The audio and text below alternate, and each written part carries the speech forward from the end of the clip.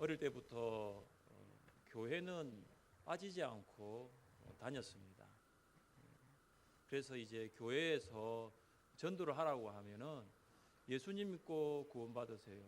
예수님 믿으면 구원받습니다.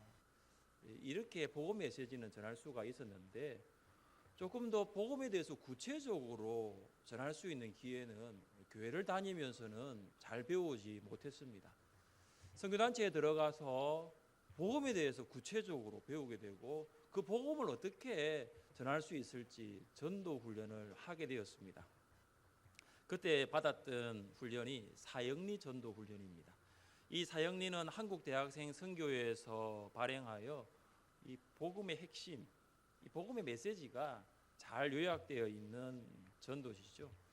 이 사역리를 가지고 전도를 하러 나가기 전에 함께 이렇게 외쳤던 문구가 있어요. 이런 문구였습니다. 성공적인 전도란 오직 성령의 능력 안에서 예수님만을 전하고 그 결과는 하나님께 맡기는 것입니다. 우리 같이 한번 읽어볼까요? 성공적인 전도란 오직 성령의 능력 안에서 예수님만을 전하고 그 결과는 하나님께 맡기는 것입니다. 아멘. 전도를 하는데 늘 결과에 전도의 모든 것이 좌우가 되더라고요. 이 사람이 내가 전했는데 안 받아들이면 어떨까? 혹시 내가 말실수라도 잘못했나? 아니면 내가 좀 뭔가 부족했나? 그 결과에 대해서 이 전도가 평가가 되는 자신의 모습들을 보게 되었죠. 그래서 이걸 보면서 그건 아니다. 전도란 무엇이냐? 정말로 성공적인 전도란 성령의 능력 안에서 예수님만을 전하고 그 결과는 하나님께 맡기는 거라는 것을 알게 되었죠. 그래서 전도는 내가 하는 것이 아니라 성령께서 하시는 것이고, 전도는 내 자랑도 아니고 내가 그동안 살아왔던 걸 이야기하는 것이 아니라 오직 예수 그리스도, 예수님만을 전하면은 그 결과는 하나님께서 인도하신다는 것을 보게 되었습니다. 우리는 오늘 본문을 통해서 성령께서 전도하시는 중에 하시는 두 가지의 사역을 보게 됩니다. 성령께서는 두 가지의 문을 열어주십니다. 첫째, 성령께서는 전도의 문을 열어주십니다. 전도의 문을 여십니다. 우리 한번 따라해 볼까요? 성령님은 전도의 문을 여십니다. 성령님은 전도의 문을 여십니다. 사도 바울 일행은 아시아로 2차 전도 여행을 떠났습니다. 여기 아시아라는 말은 우리가 지금 살고 있는 아시아 대륙을 말하는 것이 아니라 소아시아라고 불리는 로마 영토의 지명을 가리킵니다. 바울이 2차 전도 여행지로 이 소아시아를 선택한 이유는 바울이 1차 전도 여행 때 소아시아에서 많은 사람들에게 복음을 전하고 또 그 많은 사람들이 복음을 들었기 때문입니다. 바울은 1차 전도 여행을 통하여 가는 곳마다 복음을 가지고 먼저 회당에서 유대인을 대상으로 복음을 전했습니다. 그런데 이 유대인들이 복음을 거부했습니다. 그러자 바울은 전도 대상을 유대인에서 이방인으로 그 대상을 바꾸게 됩니다. 그때 수많은 이방인들이 복음을 듣고 기뻐하며 하나님께 돌아와 하나님의 자녀가 되었습니다. 그래서 더베와 루스드라, 이고니온과 비시디아 안디옥을 비롯해 갈라디아 여러 도시에 교회들이 세워지게 됩니다. 그야말로 개척 교회죠. 바울은 이 2차 전도 여행의 목적이 뭐냐? 1차 전도 여행 때 세웠던 개척 교회를 돌아보는 거예요. 그리고 이제 믿음 생활 시작한 그 성도들을 양육하고 그들을 훈련시켜서 하나님 안에서 온전한 사람으로 세우는 것이 2차 전도 여행의 목적이었습니다. 복음 전도가 바울의 제1의 사명이었지만 그와 더불어 교회를 세우고 성도를 양육하는 것도 바울의 주된 사역이었습니다. 그래서 바울이 생각하고 계획한 복음 전도 지역은 소아시아였어요. 소아시아만 하더라도 방문해야 할 교회가 굉장히 많았거든요. 만나야 할 성도들이 참으로 많았습니다. 그래서 더베와 루스드라, 이고니온과 비시디아 안디옥을 방문하고 난 다음 목적지가 어디냐 하면은 소아시아 지역 그 남쪽에 있는 에베소였습니다. 그 에베소에서 이제 내가 복음을 전하면은 2차 전도 여행을 내가 마치겠다라고 계획을 했던 것이죠. 바울은 지금 이 소아시아 지역에서 전도하고 복음 전하는 것이 최고의 시간, 최고의 타이밍이라고 생각을 했어요. 이미 소아시아의 다른 지역들은 복음을 듣게 되었고 마지막 남은 에베소만 남았기 때문입니다.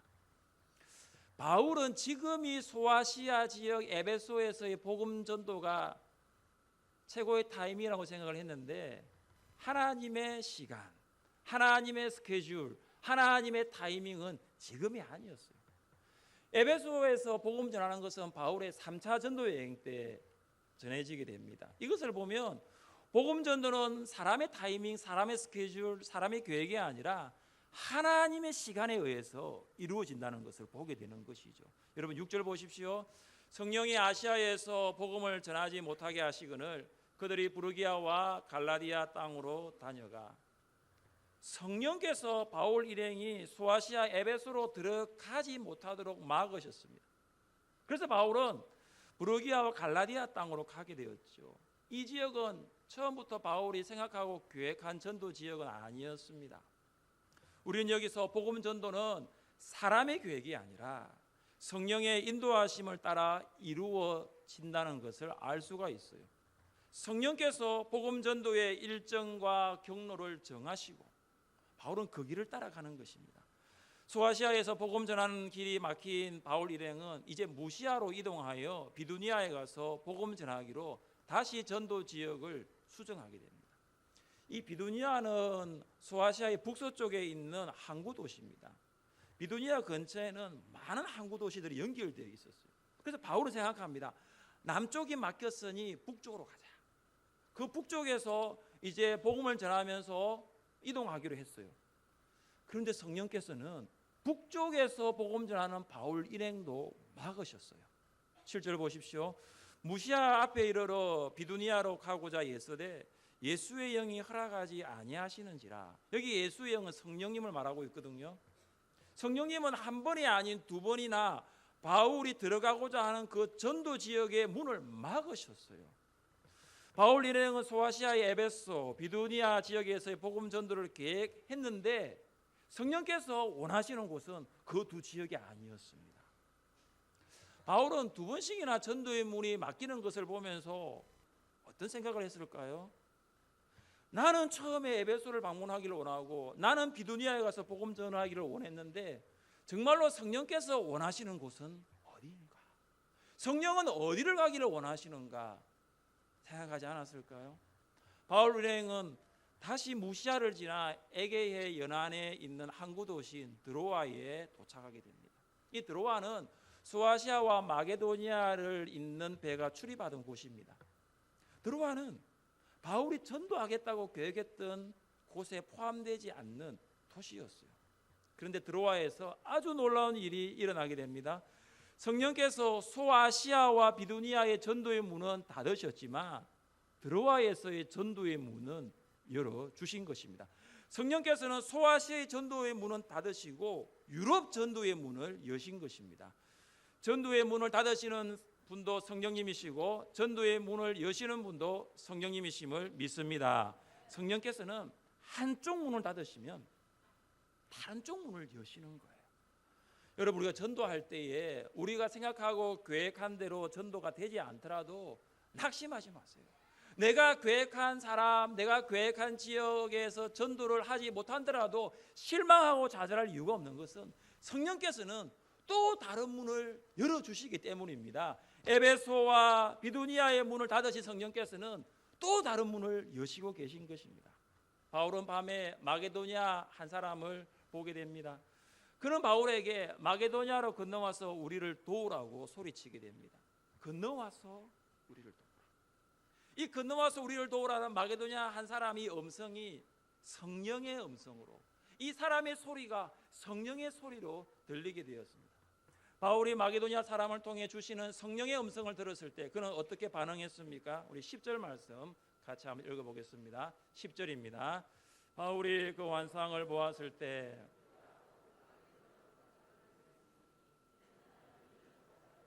복음을 전하라고 우리를 부르신 줄로 인정함이러라. 아멘. 여러분, 단기 선교 가보셨어요? 내일 단기 선교 갑시다 해서 내일 갈 수 있는 게 아니에요. 최소한 3개월을 준비해야 합니다. 길게는 6개월.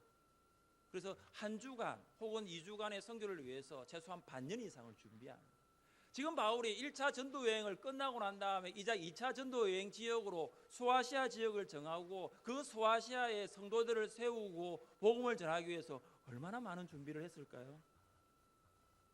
그러나 바울은 소아시아의 전도의 문을 닫으시고 유럽 전도의 문을 여시는 성령께 자신의 모든 계획을 다 내려놓는 거예요. 자기가 생각하고 준비한 모든 계획을 내려놓고 이제는 성령의 인도하심에 따라, 성령의 이끄심에 따라 순종하기로 했습니다. 10절 보시면 바울의 순종을 가장 잘 나타내는 단어가 하나 나오는데 딱 한 글자예요. 곧. 바울은 밤에 환상을 보았습니다. 그리고 그 다음날 아침에 마게도니아 유럽으로 건너간 거예요. 어제 환상을 보고 오늘 아침에 마게도니아로 건너간 거예요. 지체함이 없었고 망설임이 없었고 곧장 순종한 거예요. 이렇게 해서 마게도니아 유럽에 복음이 전파되게 됩니다. 바울의 순종은 당시 복음의 불모지였던 유럽의 복음화를 위하여 인류사의 큰 획을 걷는 위대한 발걸음이었습니다. 훗날 역사가 토인비가 이렇게 말을 했습니다. 바울 일행이 탔던 조그마한 그 배에 유럽의 운명이 달려 있었습니다. 전도는 우리의 의지대로 하는 것이 아니라 성령의 의지에 따라 이루어지는 것입니다. 성령께서 전도의 기획자가 되시고 성령께서 전도의 방향을 이끄시고 전도의 완급을 조절하시는 인도자이심을 믿습니다. 그래서 우리는 성령께서 가야 할 길을 구체적으로 인도하시고 바른 선택으로 이끄신다는 것을 신뢰하며 나아가야 합니다. 전도할 때는 우리의 선택이 아니라 성령께서 원하시는 선택을 해야 하고 우리의 선택보다 성령의 선택이 가장 좋은 것임을 믿어야 합니다. 우리의 생각을 성령의 생각 앞에 내려놓고 성령께서 이끄심을 따라 가는 것입니다. 바울이 소아시아에서 복음 전도에 대한 생각과 계획을 내려놓고 마게도니아로 갈 수 있었던 이유는 하나님께서 마게도니아 사람에게 복음 전하라고 바울 일행을 부르신 것을 인정했기 때문입니다. 바울은 복음 전도에 대한 성령의 계획과 성령의 생각을 선명하게 이해할 수 있었습니다. 우리가 8대식을 시작으로 VIP 초청 잔치를 위해서 계획을 참 많이 했습니다. 여러분도 지금 참 잘 따라오셨어요. 이 현수막도 다음 주가 되면 이제 없어지겠죠.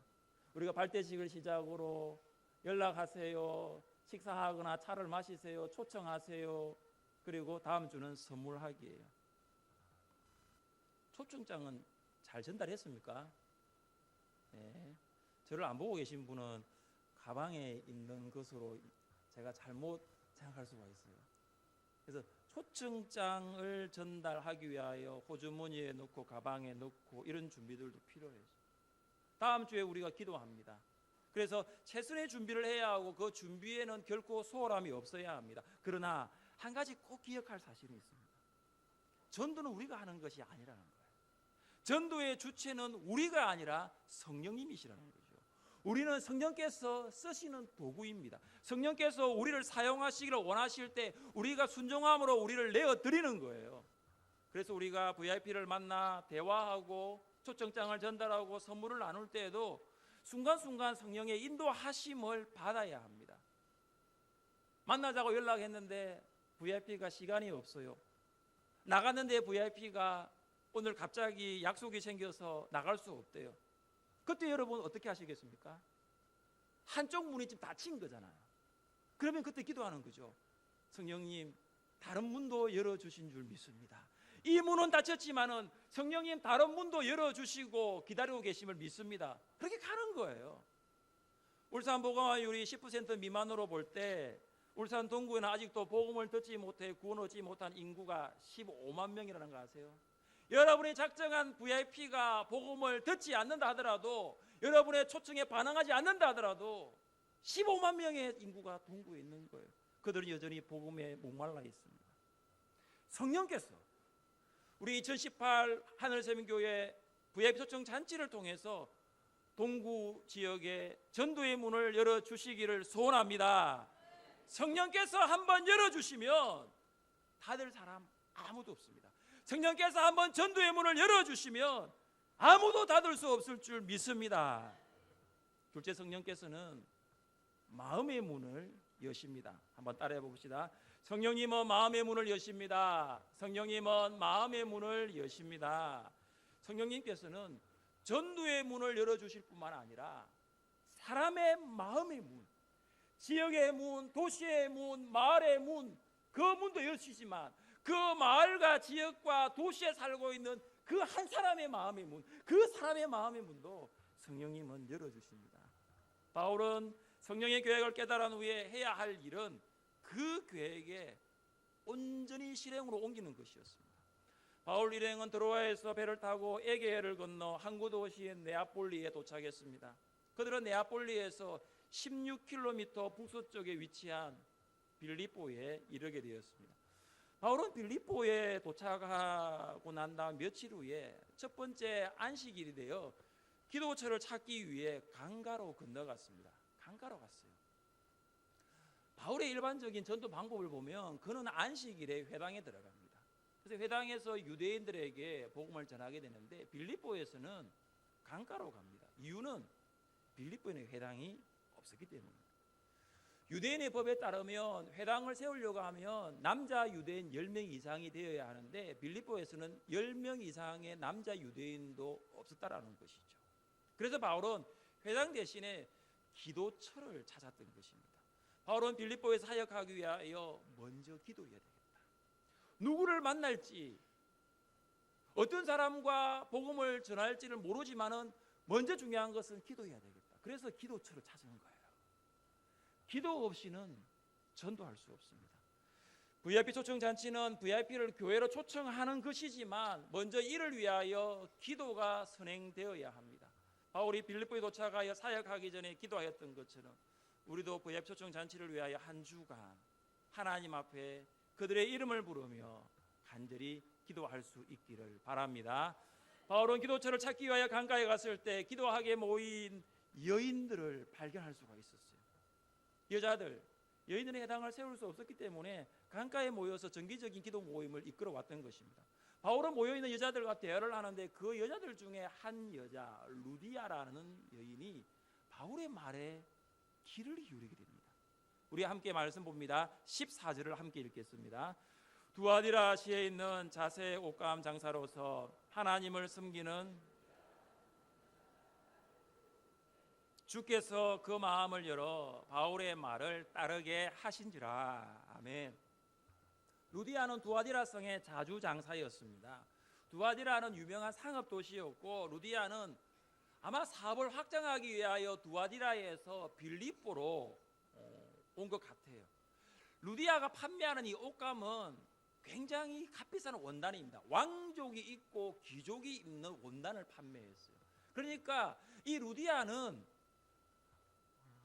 아주 유명한 여성 사업가이면서 굉장한 재력가라고도 볼 수가 있어요.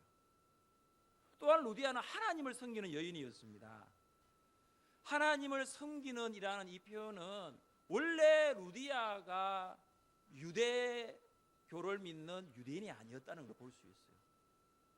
그런 이방인이었습니다. 그런데 그가 유대교를 회심한 거죠. 루디아는 하나님은 섬기고 있는데 복음에 대해서는 들어본 적이 없어요. 루디아가 바울이 전하는 복음을 들었을 때 그에게 어떤 일이 일어났나요? 주께서 그 마음을 열어 바울의 말을 따르게 하신지라.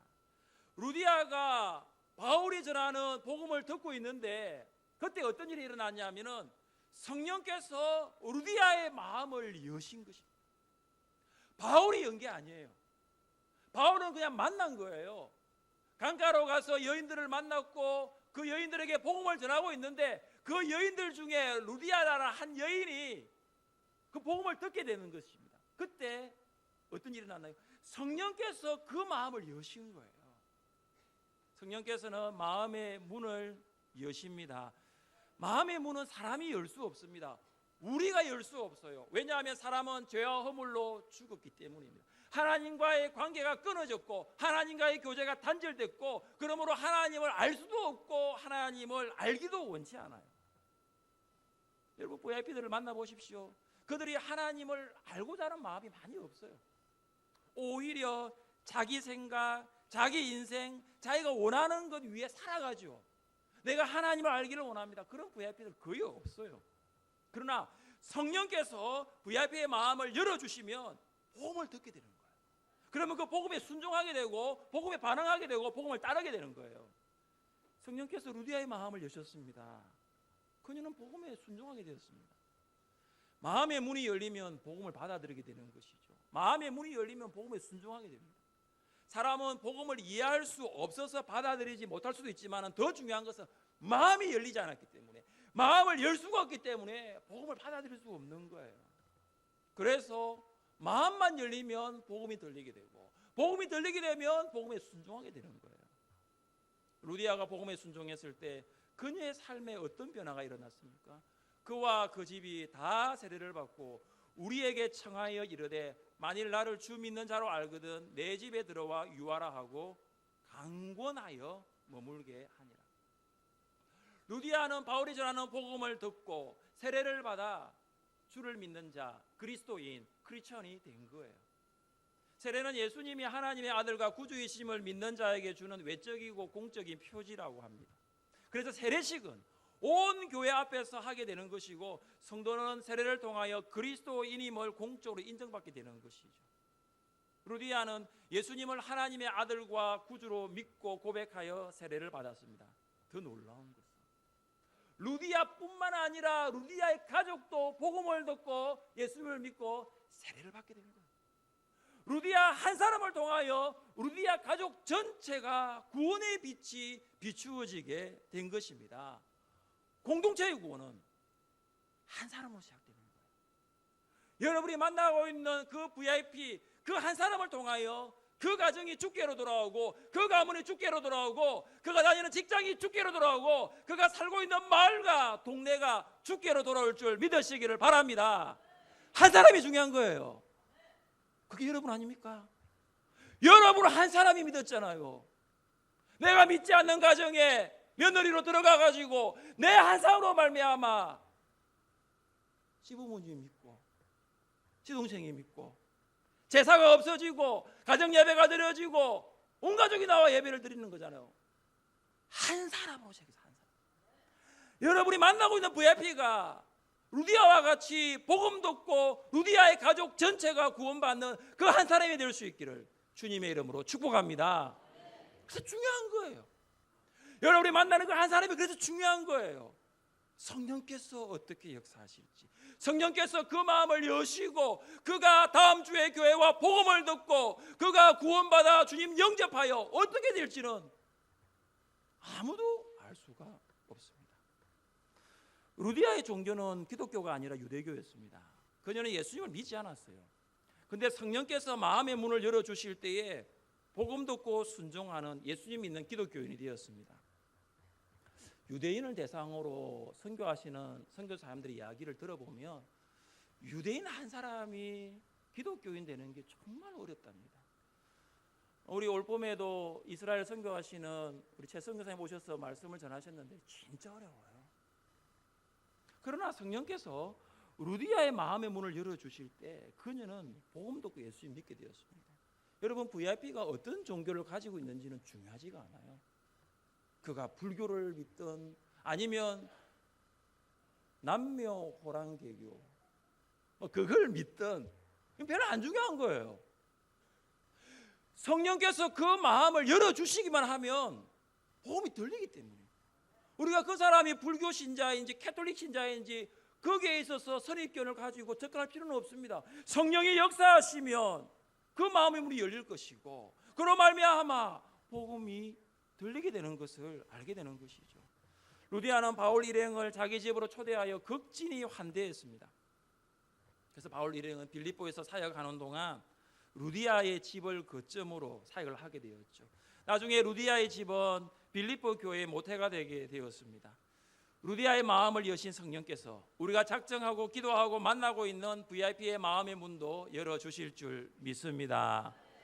한국 최초의 선교사라고 알고 있는 언더우드 선교사님은 처음에는 한국에 오려고 생각하지 않았어요. 인도에 가려고 생각했습니다. 그러던 그가 신학생 선교대회에 참석을 하게 되었는데, 참석을 해보니까 그 강삼 목사님이 하시는 말씀이 한국의 전도의 문이 열렸다는 거죠. 그래서 여기에 있는 사람들 한국 가서, 그때 조선이었죠, 한국 가서 복음을 전합시다 이렇게 했는데, 자기가 가면 되는데 자기는 인도 갈 거라 생각을 하고 학교 가가지고 친구들한테 한국 복음의 문이 열렸으니 빨리 한국 가서 복음 전하라 하니까 한 친구도 한국 가겠다고 한 사람이 없었던 거예요.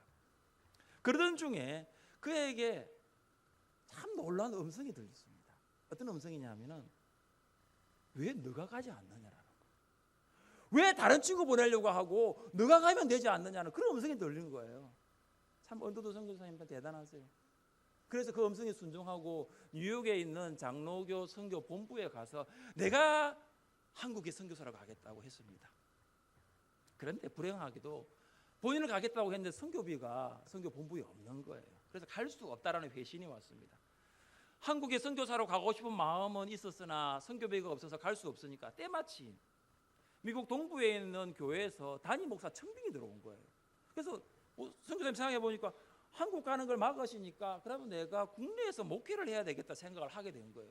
그래가지고 청빙 수락 편지를 받고 이제 청빙 수락 편지를 적고 그 편지를 우편함에 넣으려고 하는데 또 성령님이 음성이 들리는 거예요. 어떤 음성이냐면은 한국은 어떻게 하려고 하느냐. 지금 너가 지금 선교비 그거 없다고 목회하려고 남아 있는데 그러면 한국은 어떻게 하려느냐라는 거예요. 그래서 편지를 우편함에 넣는 대신 다시 미국 장로교 선교 본부로 갔어요. 가니까 선교부 총무님이 이렇게 말씀하셨습니다. 언더우드 선교사님 잘 오셨습니다.